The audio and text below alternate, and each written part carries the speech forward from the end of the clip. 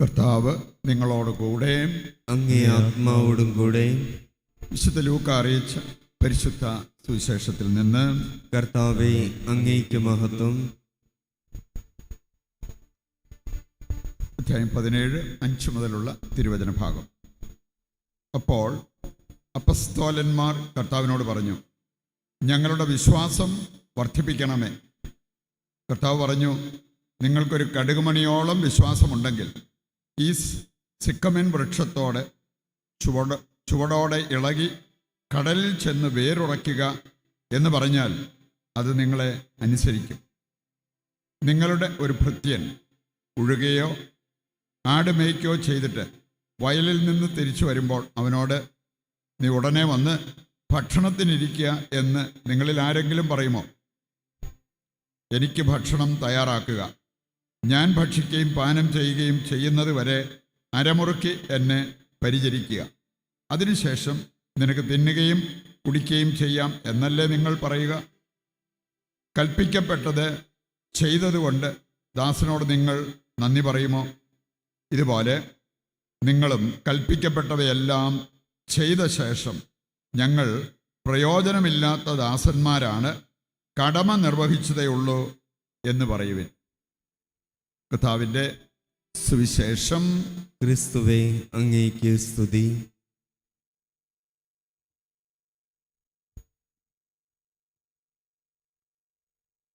ഈശോയിൽ പ്രിയപ്പെട്ടവരെ, 27-ാം ഞായറാഴ്ചയിലേക്ക് നമ്മൾ പ്രവേശിച്ചിരിക്കുകയാണ്. ഇന്നത്തെ വായനകളെല്ലാം നമുക്ക് നൽകുന്ന വളരെ വിലപ്പെട്ട സന്ദേശങ്ങൾ. അത് നമ്മുടെ ഹൃദയത്തിലേക്ക് ഏറ്റെടുത്താൽ നമ്മുടെ ക്രിസ്തീയ ജീവിതത്തിന് കുറച്ചുകൂടി ഓജസ്സും തേജസ്സും ഒക്കെ ഉണ്ടാകും. ഇന്നത്തെ ആദ്യ വായന നമ്മെ ഓർമ്മിപ്പിക്കുന്നൊരു കാര്യം, നമുക്ക് രക്ഷ പ്രാപിക്കാൻ ആവശ്യമായിട്ടുള്ള 2 കാര്യങ്ങൾ: നീതിപൂർവം ജീവിക്കുക, വിശ്വാസം ജീവിക്കുക. നീതിയും വിശ്വാസവും നമുക്ക് വളരെ ആവശ്യമായിട്ടുള്ള കാര്യങ്ങളാണ്. 2-ാം വായനയാണേലും കർത്താവ് നമ്മെ ഓർമ്മിപ്പിക്കുന്ന ഒരു കാര്യം, പൗലോസ് അപ്പോസ്തലനിലൂടെ നമ്മെ പഠിപ്പിക്കുന്ന ഒരു കാര്യം, നമുക്ക് ലഭിച്ച ദൈവിക വരം വീണ്ടും ഉജ്ജ്വലിപ്പിക്കണം കൈവപ്പിലൂടെ. അപ്പോസ്തല പ്രവർത്തനങ്ങൾ നമ്മെ ഓർമ്മിപ്പിക്കുന്ന ഒരു കാര്യമുണ്ട്. നമുക്ക് ഈ വിശ്വാസത്തിൽ ജ്വലിച്ച് നിൽക്കാൻ, ക്രിസ്തീയതയിൽ തെളിയാൻ ആവശ്യമായിട്ടുള്ള 3 കാര്യങ്ങളുണ്ട്. 1 പ്രാർത്ഥന, 2 ഉപവാസം, 3 കൈവപ്പ്. നമ്മൾ കാണുന്നു, വേറെ ആരോടും പറയാതെ കൊണ്ട് വളരെ രഹസ്യമായിട്ട് ഉപവാസം നോക്കിയിരുന്ന വ്യക്തികൾ. അതിനുശേഷം അവർ ഇരുന്ന് പ്രാർത്ഥിച്ചു, ഉപവാസത്തോടൊപ്പം കുത്തിയിരുന്നവർ പ്രാർത്ഥിച്ചു. അതിനുശേഷം ആത്മീയ ഗുരുക്കന്മാരുടെ അടുത്തേക്ക് പോയിട്ട് അവരുടെ കൈവപ്പ് ശുശ്രൂഷ. ഈ 3 കാര്യങ്ങൾ നടന്നപ്പോൾ പരിശുദ്ധാത്മാവ് അവരുടെ മേൽ വന്നതായിട്ടും ആത്മാവ് അവരിൽ ജ്വലിച്ചതായിട്ടുമൊക്കെ അപ്പോസ്തല പ്രവർത്തനങ്ങളിൽ പലയിടങ്ങളിലായിട്ട് നമ്മൾ കാണുന്ന കാര്യമാണ്. ഇതൊക്കെ നമുക്കും വേണ്ട കാര്യങ്ങളാണ് എന്നുള്ളത് നമ്മൾ തിരിച്ചറിയണം. ശരിക്കൊന്ന് ചിന്തിക്കുകയാണെങ്കിൽ, ഇഷ്ടംപോലെ ആൾക്കാരുടെ അവരുടെ സംസാരം കേട്ടിട്ടുള്ളത് കൊണ്ട് എനിക്കറിയാം, ഒത്തിരി കത്തോലിക്ക ഹൃദയങ്ങൾ പോലും ഇന്ന് അന്ധവിശ്വാസം അവരുടെ കൂടപ്പുറപ്പായിട്ട് മാറിയിരിക്കും. അന്ധവിശ്വാസം, വിശ്വാസത്തെക്കാൾ ഉപരി അന്ധവിശ്വാസം. നമ്മൾ ഈ ഭാരതത്തിലായിരിക്കുന്നതുകൊണ്ട് നമുക്കൊരു ഹൈന്ദവ ഒരു ബാക്ക്ഗ്രൗണ്ട് ഉണ്ട്. അപ്പം അതുകൊണ്ട് തന്നെ വളരെ വളരെ ശ്രദ്ധിക്കുന്നില്ലെങ്കിൽ മറ്റുള്ളവർ പറയുന്ന കേട്ട് അതിൻ്റെ പുറകെ പോകും. എത്രയോ പേര് പറഞ്ഞു കേട്ടിട്ടുണ്ട്, ഒന്നിനു പുറകെ ഒന്നായിട്ട് ഈ പ്രശ്നങ്ങളൊക്കെ വരുന്നത് എല്ലാവരും വല്ലതും ചെയ്തിട്ടാണോ, പൂർവികരുടെ വല്ലോ കുഴപ്പം കൊണ്ട് വന്നതാണ്. ഇതൊക്കെയാണ് ചിലരുടെ നാവിൽ നിന്ന് ഉടനെ വീഴാറുള്ളത്. ഞാൻ ചിലരോട് ചോദിച്ചിട്ട്, പരിശുദ്ധ കന്യാമറിയത്തിനെതിരെ ആര് കൂടോത്രം ചെയ്തിട്ടാണ് 7 വ്യാകുലവാള് അവളുടെ ചങ്കിൽ ഏറ്റെടുക്കേണ്ടി വന്നത്? അതുപോലെ പല വിശുദ്ധരുടെ ജീവിതത്തിലേക്ക് നോക്കിയാൽ ഇങ്ങനെ പറയുന്നവർക്ക് ജോബിന് സംഭവിച്ചത് വല്ലതും സംഭവിക്കുമായിരുന്നെങ്കിൽ എങ്ങനെ ഇരുന്നേനെ? അവര് കൂടോത്രം കണ്ടുപിടിക്കാൻ എവിടെയെല്ലാം പോയേനെ? അതിന് എതിരായിട്ട് എന്നാ ചെയ്യാൻ പറ്റുന്നെന്ന് അറിയാൻ വേണ്ടി ലോകത്ത് എവിടെയെങ്കിലും പോയി കണ്ടുപിടിക്കാൻ പറ്റുവാണെങ്കിൽ ഓടിയേനെ. ജോബ് പറഞ്ഞെന്താ? ദൈവം തന്നു, ദൈവം എടുത്തു, ദൈവനാമം മഹത്വപ്പെടട്ടെ. എൻ്റെ ഈ ചർമ്മം അഴുകിപ്പോയാൽ പോലും ഇതിനകത്ത് മാംസമുണ്ട്. ആ മാംസത്തിൽ ഞാൻ ദൈവത്തെ കണ്ടുകൊണ്ട് ദൈവത്തെ മഹത്വപ്പെടുത്തും. നമ്മുടെ ചർമ്മത്തിന് എന്തെങ്കിലും ചെറിയൊരു പോറൽ വന്നാൽ മതി, ഉടനെ നമുക്ക് ഈ വക ചിന്തകളായിരിക്കാം നമ്മുടെ ജീവിതത്തിലേക്ക് വരിക. അതാണ് വിശ്വാസികളും അന്ധവിശ്വാസികളും തമ്മിലുള്ള വ്യത്യാസം. നമ്മൾ കണ്ടു, സുവിശേഷ ഭാഗത്ത് ശിഷ്യന്മാർ പോലും കർത്താവിനോട് ആവശ്യപ്പെട്ട ഒരു കാര്യം, ഞങ്ങളുടെ വിശ്വാസം വർദ്ധിപ്പിക്കണമേ. അവർക്ക് മനസ്സിലായി കർത്താവ് പറഞ്ഞ കാര്യങ്ങളൊക്കെ ജീവിക്കണമെങ്കിൽ ഇപ്പോൾ ഉള്ള വിശ്വാസം പോരാ, വിശ്വാസം വർദ്ധിപ്പിക്കണമേ, ആ വിശ്വാസം വളർത്താൻ ഞങ്ങളെ സഹായിക്കണമേ എന്ന് ആവശ്യപ്പെടുന്ന ശിഷ്യന്മാരെ പോലും കാണാൻ പറ്റും. ദിവസവും നമ്മളിരുന്ന് പ്രാർത്ഥിക്കേണ്ട ഒരു വിഷയമാണ്. സൗന്ദര്യവർദ്ധനയ്ക്ക് വേണ്ടിയല്ല നമ്മൾ പ്രാർത്ഥിക്കേണ്ടത്, അതിനേക്കാൾ പ്രധാനപ്പെട്ടതാണ് വിശ്വാസ വളർച്ച. രക്ഷ പ്രാപിക്കാൻ നമുക്ക് ഏറ്റവും ആവശ്യമായിട്ടുള്ള 2 കാര്യങ്ങളുണ്ട്. 1 അറിവ്, 2 വിശ്വാസം. ഈ 2 മേഖലയിലും സാത്താൻ നമ്മളെ വഴിതെറ്റിക്കാൻ നോക്കും എന്നുള്ളത് ഉറപ്പാണ്. കാരണം ഈ 2 കാര്യങ്ങൾ നമ്മുടെ ജീവിതത്തിൽ സാധ്യമായാൽ രക്ഷപ്പെടും. നമ്മൾ രക്ഷപ്പെടാതിരിക്കുക എന്നുള്ളതാണ് സാത്താൻ്റെ ലക്ഷ്യം. അവൻ്റെ കുടില തന്ത്രങ്ങളിൽ പെടാതിരിക്കാൻ നമ്മൾ അങ്ങേയറ്റം ശ്രദ്ധയുള്ളവരായിരിക്കണം എന്നുള്ളത് കർത്താവിൻ്റെ വചനം നമ്മെ ഓർമ്മിപ്പിക്കുന്ന കാര്യമാണ്. ഈ വിശ്വാസത്തിൽ വളർന്നാൽ ഉണ്ടാകാവുന്ന ഒരു കാര്യമാണ് ഇന്ന് സുവിശേഷ ഭാഗത്തിൻ്റെ അവസാനം നമ്മൾ കേട്ടത്.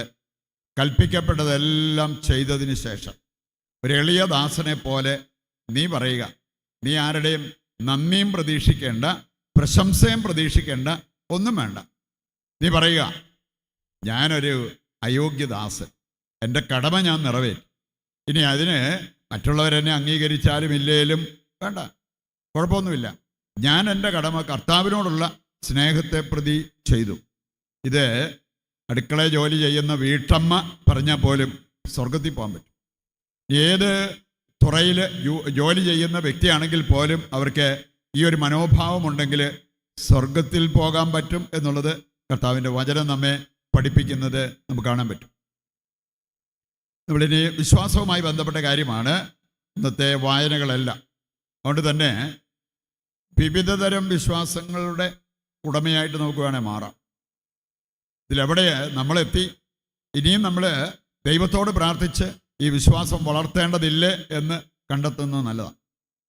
1 അന്ധവിശ്വാസം. ഞാൻ പറഞ്ഞല്ലോ, കത്തോലിക്ക വിശ്വാസികൾ എന്ന് പറയുന്നവർ പോലും ഇന്ന് അവരുടെ കൂടപ്പുറപ്പായിട്ട് കൊണ്ട് നടക്കുന്ന 2 കാര്യങ്ങളാണ് അന്ധവിശ്വാസം, മറ്റൊന്ന് പഴഞ്ചൊല്ല്. ഒയ്യോ, ചിലർ ഈ പഴഞ്ചൊല്ലൊക്കെ പറയുന്നത് കേട്ടിട്ട് ഞാൻ ഓർത്തിട്ടുണ്ട്. 2 വചനം ഇതുപോലെ അവർ ഹൃദയത്തിലേറ്റിയിരുന്നെങ്കിൽ അവർ രക്ഷപ്പെട്ടാനെ. പഴഞ്ചൊല്ല്. ഇനി പാലാ സൈഡിൽ ചെന്നപ്പോഴത്തേക്ക് ഒരു അമ്മച്ചിയുടെ നാവിൽ നിന്ന് കേട്ടതാ, എൻ്റെ അച്ഛ എന്തുമാത്രം നാരങ്ങ ഉണ്ടായിക്കൊണ്ടിരുന്ന നാരകമാണ്, ഇനി അടുത്ത വർഷം മുതൽ അതുണ്ടാകത്തില്ലല്ലോ, അത് കിട്ടത്തില്ലല്ലോ എന്ന് പറഞ്ഞ് അവരുടെ സങ്കടം. ഞാനോർത്ത് അവർ വെളുപ്പിനെ എഴുന്നേറ്റിരുന്ന് പ്രാർത്ഥിച്ചപ്പം വല്ല ദർശനം കണ്ടു കാണും, നാരകം ഉണങ്ങി നിൽക്കുന്നു. അങ്ങനെ വല്ലതും ആണെന്നറിയാൻ വേണ്ടി എന്നെ അങ്ങനെ പറയാൻ കാരണം, അച്ഛനറിയാൻ മേലെ നാരങ്ങ കട്ട് പറിച്ചാൽ അതേ പിന്നെ ഉണ്ടാകിയാൽ പഴഞ്ചൊല്ല കേട്ടോ, നാരങ്ങ കട്ട് പറിച്ചാൽ. വേറെ ചിലർ പറയണത് കരുവേപ്പൊക്കെ ആണെങ്കിൽ കട്ട് പറിച്ചുകൊണ്ട് വന്ന് കുഴിച്ചു വെച്ചാലാണ് തഴച്ചു വളരുക. അതുകൊണ്ട് ചിലർ നേരെ ചൊവ്വേ ഒരു കരുവേപ്പൻ തൈ മേടിച്ചുകൊണ്ട് വന്ന് കുഴിച്ചു വെക്കുന്ന അതിനേക്കാൾ അവർ ഇഷ്ടപ്പെടുന്ന ഇതാണ്, കട്ട് പറിച്ചു വെച്ചാൽ അത് തഴച്ചു വളരും. എന്തെല്ലാം അന്ധവിശ്വാസങ്ങൾ. ഇതാണോ ക്രിസ്ത്യാനിക്ക് വേണ്ടത് എന്നുള്ളത് നാം മനസ്സിലാക്കിയിരിക്കേണ്ട ഒരു കാര്യമാണ്. നമ്മളെ രക്ഷിക്കുന്നത് വിശ്വാസം, അറിവ്. ഈ അറിവ് ഉണ്ടാകാൻ നമ്മൾ ഇരുന്ന് പ്രാർത്ഥിക്കണം. ഈ അറിവുണ്ടാകാൻ അറിവുള്ളവർ സംസാരിക്കുമ്പോൾ അത് നമ്മൾ കേൾക്കണം. ഹോസിയയുടെ പുസ്തകം കൃത്യമായിട്ട് നമ്മളെ പഠിപ്പിക്കുന്ന ഒരു കാര്യമാണ്, എൻ്റെ ജനം അജ്ഞത മൂലം നശിച്ചുകൊണ്ടിരിക്കുന്നു. ഹോസിയ 4:6 വായിച്ചാൽ എൻ്റെ സന്ദേശത. ഈ അജ്ഞത അകറ്റി ദൈവത്തെ അറിഞ്ഞവരെ പോലെ ജീവിക്കാൻ നമുക്ക് സാധിക്കണം. അറിവ് കിട്ടാനുള്ള വഴികളിലൂടെ നമ്മൾ പോകണം. രണ്ടാമതൊരു കാര്യമുണ്ട്, വിശ്വാസവുമായി ബന്ധപ്പെട്ട ഒരു കാര്യം വചനം നമ്മെ പഠിപ്പിക്കുന്നുണ്ട്, വിശ്വാസരാഹിത്യം. ചിലർക്ക് അന്ധവിശ്വാസമൊന്നുമില്ല, പക്ഷെ അവർക്ക് വിശ്വാസമില്ല. മർക്കോസിന്റെ സുവിശേഷം 16:15 മുതൽ വായിച്ചാൽ വിശ്വാസരാഹിത്യത്തെ കുറ്റപ്പെടുത്തിയ കർത്താവിനെ കാണാൻ പറ്റും. വിശ്വാസരാഹിത്യത്തെ. വിശ്വാസത്തിൻ്റെ ആ വരം കിട്ടാൻ വേണ്ടി നമ്മളിരുന്ന് പ്രാർത്ഥിക്കണം. അപ്പം അതേ ഇല്ല, അല്ലെങ്കിൽ കുറവാണെങ്കിൽ പോലും ദൈവത്തോട് നമ്മൾ പ്രാർത്ഥിച്ചാണ് വിശ്വാസത്തിൽ വളരേണ്ടത്. മൂന്നാമത്തെ ഒരു വിശ്വാസമാണ് അല്പവിശ്വാസം. നമ്മൾ മിക്കവാറും പേരൊക്കെ അതിനകത്താന്ന് തോന്നും. അല്പവിശ്വാസം. വിശ്വാസം ഉണ്ടോ? ഉണ്ട്. ഇനി ആ വിശ്വാസം വളരേണ്ട പോലെ വളർന്നിട്ടുണ്ടോ? ഇല്ല എന്ന് നമ്മൾ സമ്മതിക്കേണ്ടി വരും. ശിഷ്യന്മാർ പോലും കർത്താവിനോട് ചോദിച്ചൊരു ചോദ്യമുണ്ട്, എന്തുകൊണ്ടാണ് ഞങ്ങൾക്കിത് ചെയ്യാൻ പറ്റാതെ പോയത്? എന്തായിരുന്നു കർത്താവിൻ്റെ മറുപടി? നിങ്ങളുടെ അല്പവിശ്വാസം. അവരൊക്കെ ഏതായാലും നമ്മളെക്കാൾ കൂടുതൽ വിശ്വാസം ഉണ്ടായിരുന്നു. എന്നിട്ട് പോലും കർത്താവ് പറഞ്ഞത് നിങ്ങളുടെ അല്പവിശ്വാസം. മോശയെക്കുറിച്ച് പറഞ്ഞെന്താ? നീ എന്നിൽ ദൃഢമായി വിശ്വസിക്കാതിരുന്നത് കൊണ്ട് നീ ആയിരിക്കില്ല വാഗ്ദത്ത ഭൂമിയിൽ ദൈവജനത്തെ എത്തിക്കുക. അപ്പോൾ അതൊക്കെ വെച്ച് നോക്കുമ്പോൾ നമ്മൾ അംഗീകരിക്കേണ്ടി വരില്ലേ നമ്മുടെ അല്പവിശ്വാസികളാണെന്ന്? അല്പവിശ്വാസം. നാലാമതൊന്ന് നമുക്ക് കാണാൻ സാധിക്കും, അതാണ് ദൃഢവിശ്വാസം. ഇതാണ് മോശയ്ക്കില്ലാതെ പോയതിൻ്റെ പേരിൽ അവർ വലിയൊരു സൗഭാഗ്യം നഷ്ടപ്പെട്ടത്.